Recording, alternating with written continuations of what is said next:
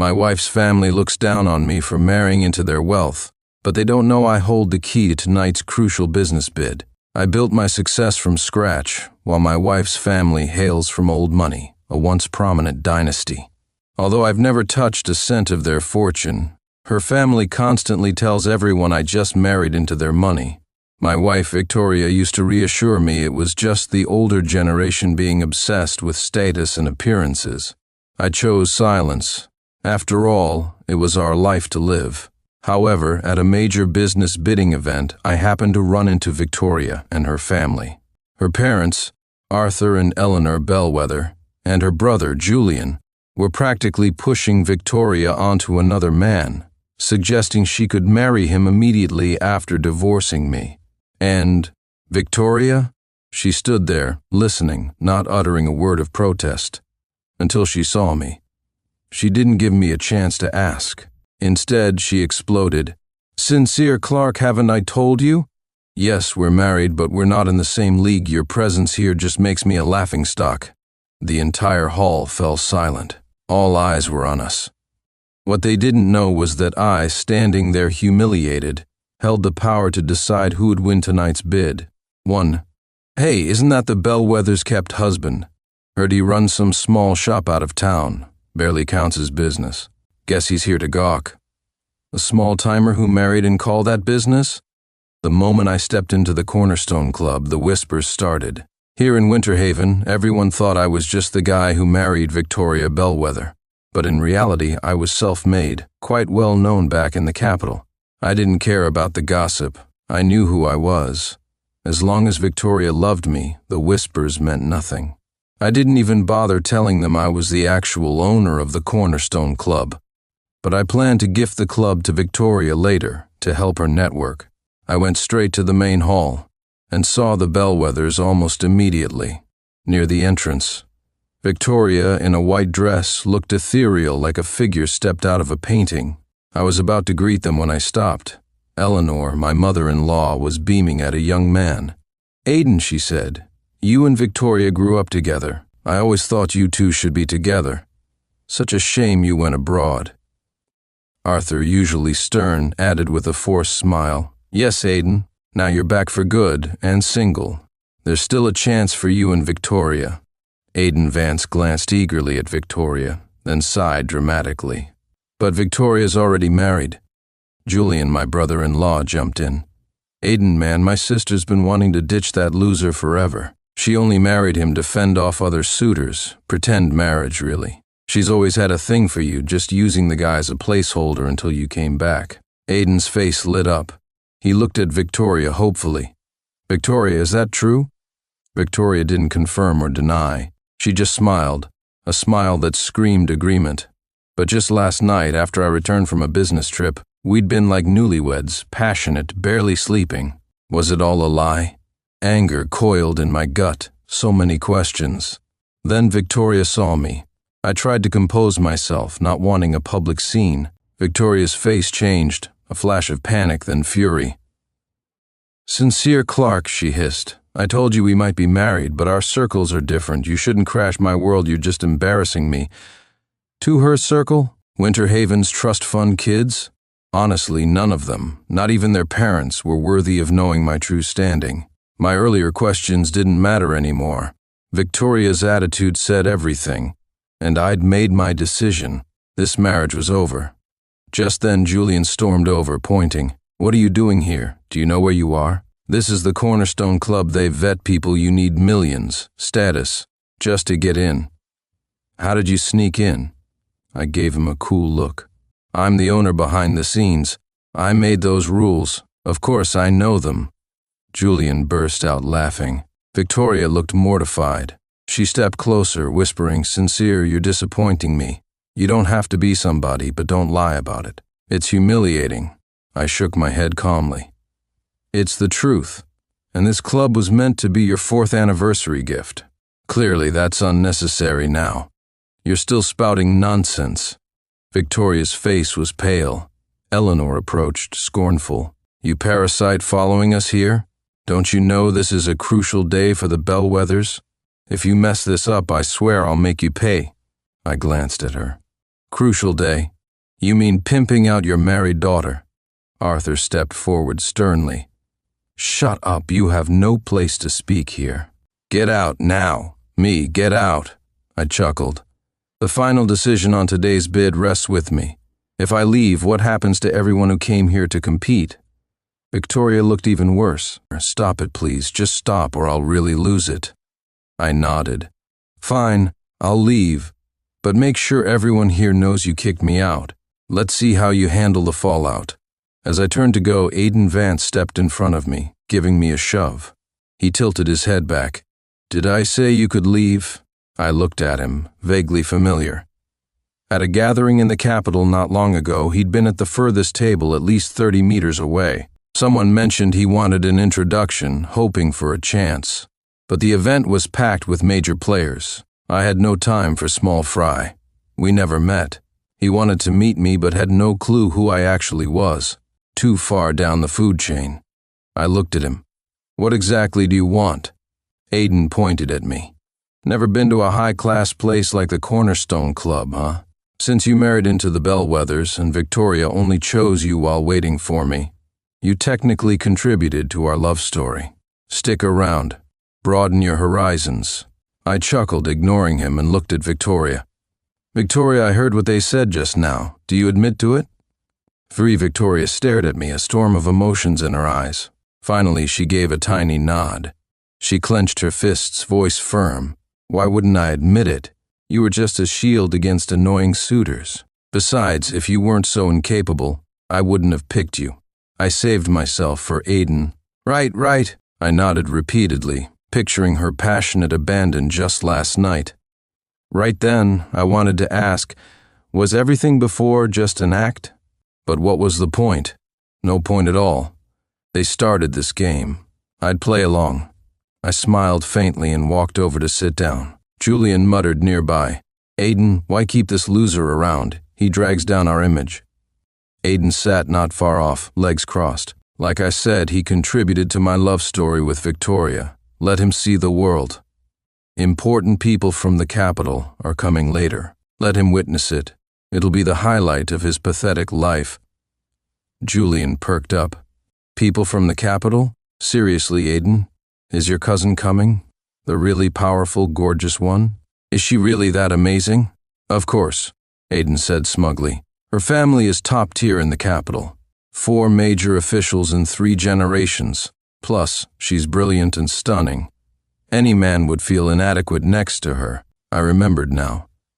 I'd met Aiden through friends of the Vance family at a capital event. As for his cousin Isabel Vance, well, let's not go there. Julian suddenly turned to me. Sincere, didn't you say you do business in the capital? Later, Aiden can introduce you to some big shots. It'll help you out. Go thank Aiden now. I smiled and ignored him. Victoria came and sat next to me. Sincere, she whispered. For my family's sake, I have to play along with Aiden. Sometimes words aren't heartfelt, but believe me, you have business in the capital. Thanking Aiden could benefit you. I looked at her.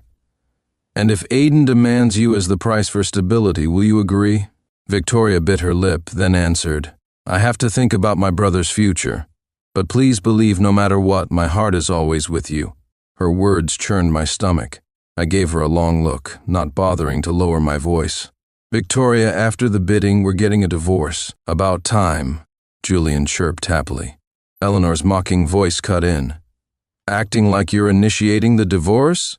Who do you think is dumping whom? Everyone knows the Bellweathers are ditching you, the pathetic hanger-on. Arthur said coldly, Sincere, leave Winterhaven after the divorce. You're a stain on the Bellweather name. I looked at them and laughed. Old hag, I addressed Eleanor, that emerald bracelet on your wrist worth tens of millions of dollars? I bought that. Your sister begged me to let her brother show it off. I turned to Arthur. And you, old fool, who bailed you out of hundreds of millions in gambling debts in Las Vegas? I pulled strings.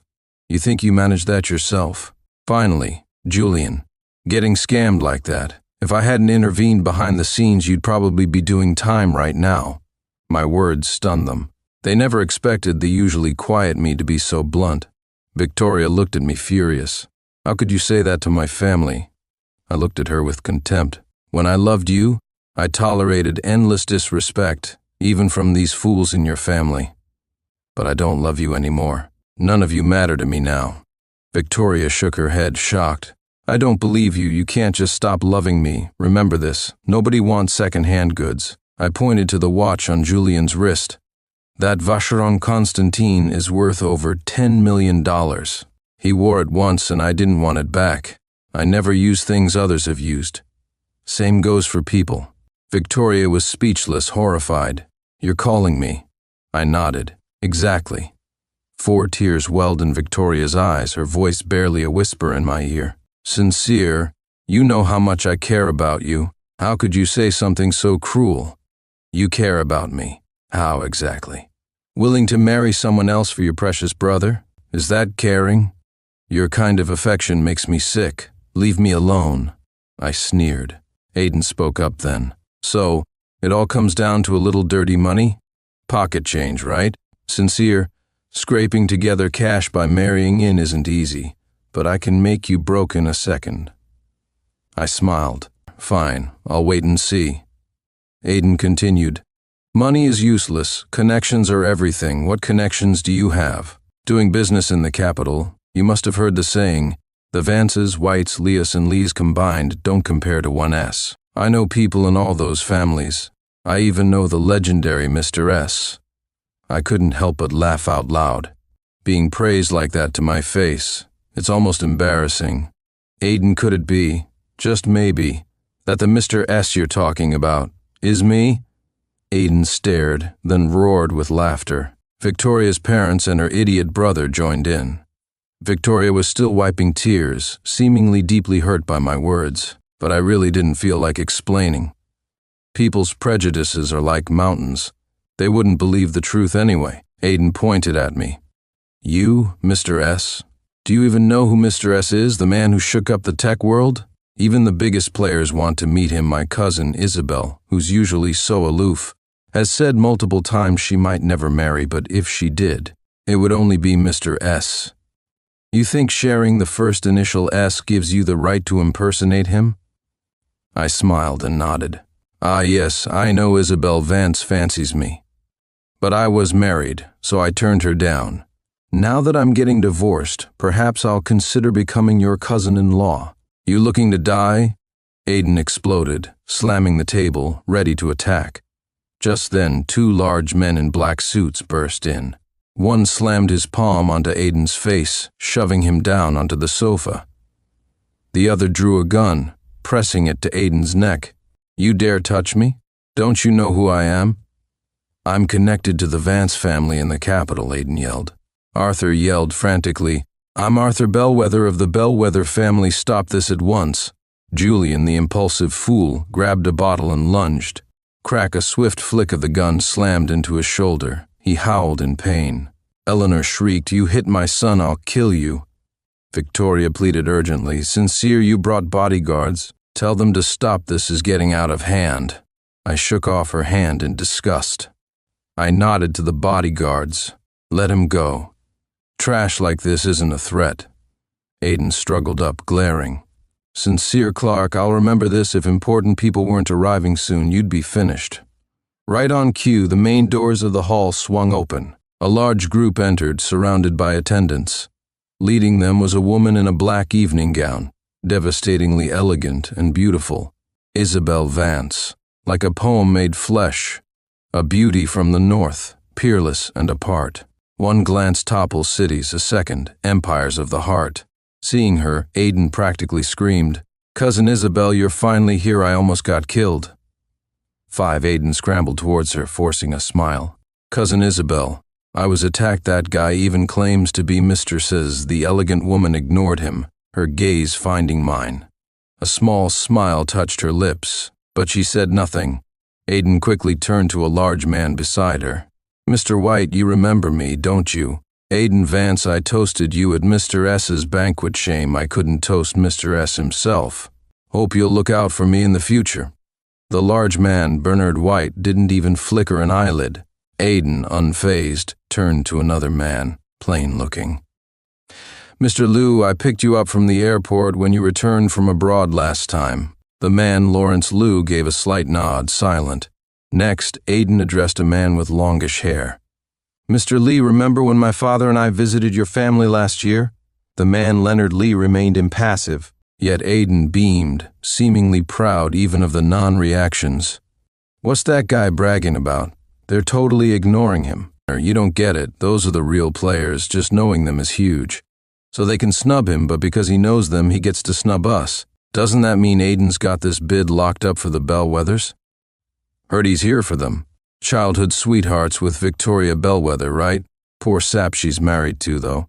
Cuckolded right in front of everyone, can't do a thing. Probably has to suck up, too. Laughter rippled through the crowd.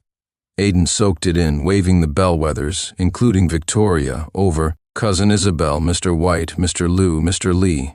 These are the Bellweathers from Winter Haven. We're hoping they win the bid today. Aiden beamed. Arthur bowed respectfully. Arthur Bellweather, welcome to Winter Haven, everyone. Eleanor added quickly, while you're in Winter Haven, consider yourselves guests of the Bellweathers. We'll take good care of you. Julian said nothing, just gawked at Isabel Vance like an idiot, practically drooling. Aiden pulled Victoria towards Isabel. Cousin, this is Victoria Bellweather, my soon-to-be fiancée. Victoria, say hello to Cousin Isabel. Victoria forced a sweet smile. Hello, Cousin Isabel. Smack. Isabel suddenly slapped Victoria across the face. You're married to someone else, yet you're still flirting around. You have the nerve to call me cousin? Victoria clutched her cheek, tears streaming, too scared to respond. Aiden hastily explained, Cousin, you don't understand. Her husband, Sincere, is just a nobody. She married him as a front. She's still pure, waiting for me. Isabel raised an eyebrow, voice laced with irony. Pure? I called Sincere last night. He didn't pick up. Usually means he and Victoria are having a passionate reunion after a short separation. What? Aiden froze, then whirled on Victoria, furious. You said you never let him touch you. Victoria stammered, terrified. Miss Vance, you said you called Sincere? Aiden was equally stunned. Cousin, why would you call an outsider like him? Because Sincere Clark is the one I desire but cannot have. Isabel smiled at me, gave a playful wave, blew a kiss and winked. In front of others, always so cool. But with me, always like this. I sighed inwardly, not responding. Aiden spluttered. Cousin, you must be mistaken that Sincere is just the Bellweather's live-in son-in-law.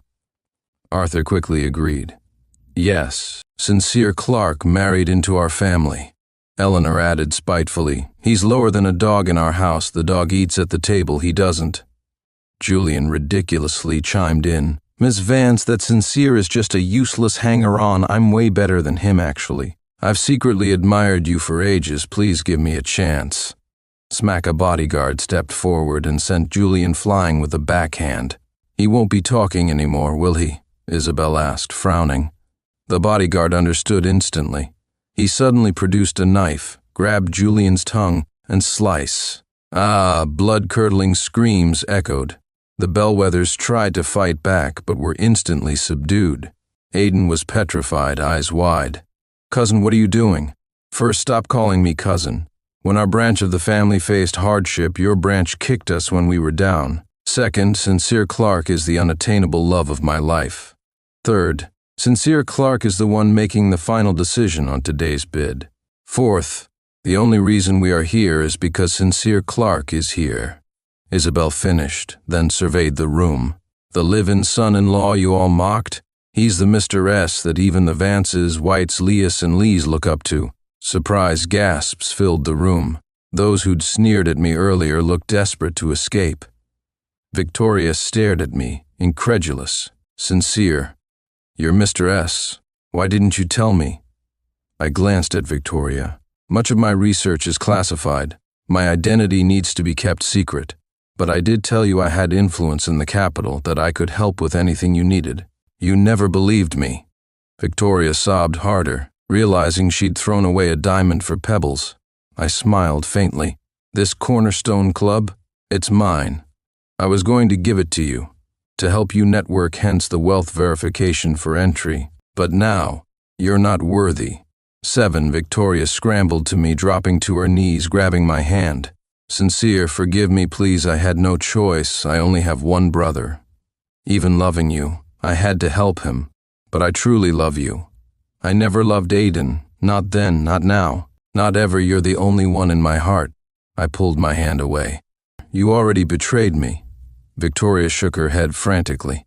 No, Sincere, I didn't. Aiden just got back. We only saw each other for a few hours. I didn't betray you. I sneered. But you decided to marry him. You stood with them mocking me. Isn't that betrayal? Prepare for the divorce. Arthur hurried over. Sincere, mister. If only you'd told us about your standing. You can't blame us entirely, can you? Eleanor chimed in. Besides, Sincere, have you considered? If you divorce, Victoria gets half your assets. Are you willing to part with that? They didn't even care about their mutilated son now. I couldn't help but chuckle.